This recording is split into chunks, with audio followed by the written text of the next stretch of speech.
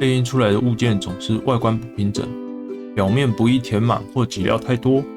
或许你的切成软体没有与机器状态同步。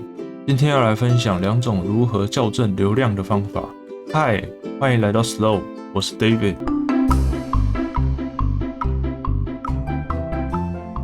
本部影片会使用 Cura 切成软体进行示范，其他不同的切成软体也可以依照观念操作。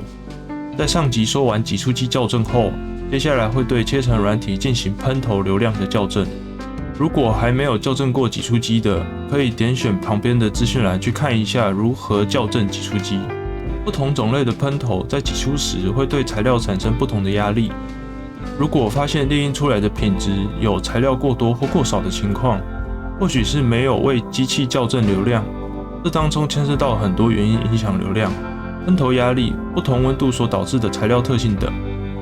为了使印出来的品质可以提升，流量校正是不可或缺的。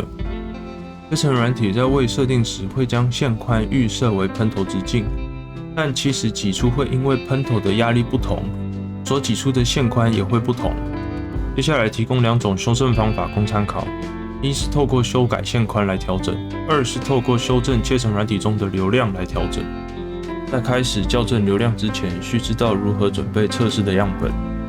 如果没有在切成软体中修改加速度的情况下，加速度本身为韧体预设值进行。以常见的 Marlin 为范例，利用 Pointer Face 连线 3D 列印机后，输入 M503， 搜寻 M201， 可以看到 X 轴与 Y 轴的加速度设定值，单位为毫米除以秒平方。速度部分通常以切成软体为主，在切成软体中找到外壁的列印速度。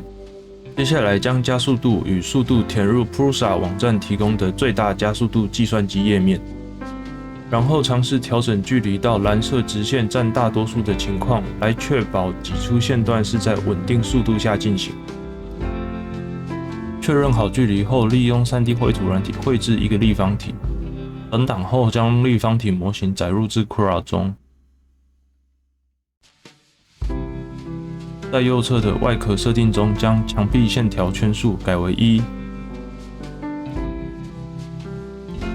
顶部层数与底部层数改为0，然后再到填充设定部分，将填充密度设为0，在耗材当中的流量皆为100%，将特群开启增加附着力，然后进行切成。预览应为内部空心，只有1层壁厚的外壳。储存 STL 档并列印。上述说明的项目，如果在 Cura 内没有找到的话，可以选择左上角的设定、列印机、管理列印机，然后选择设定，并将所有项目显示打勾。列印完成后，测量各墙的厚度。这边要注意测量的位置，尽量在各边中间稳定流量的位置进行测量。测量到的参数4边分别为0.419加0.419加0.405加0.42，平均值为0.416毫米。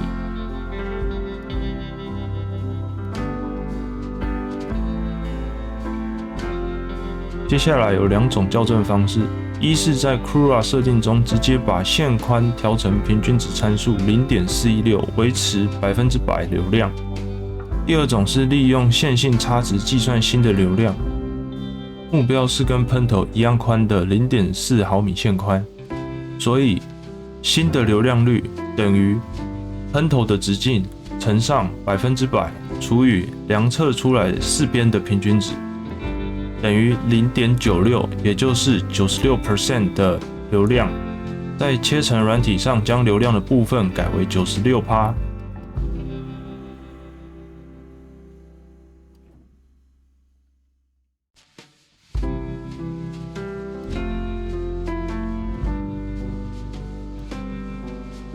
以上2种方法我皆使用过，初期使用线性差值的方式调整流量，这也表示挤出机会限制在 96% 的挤出流量。换个角度来说，切成软体会限制挤出机只运作 96% 的挤出量，达到 0.4 毫米的线宽，但可能因为牵扯到步进控制器的设定精度问题与流量稳定度问题，导致使用线性差值的流量控制在列印时精度会较改线宽的差。只改线宽的缺点则是会损失更多模型细部。本频道目前着重于 FDM 3D 列印机相关知识推广与技术交流。影片的内容是透过不断找资料与尝试所得出来的结果。有不同看法与技巧，欢迎在下方留言交流。觉得实用的话，欢迎订阅本频道。我们下次见。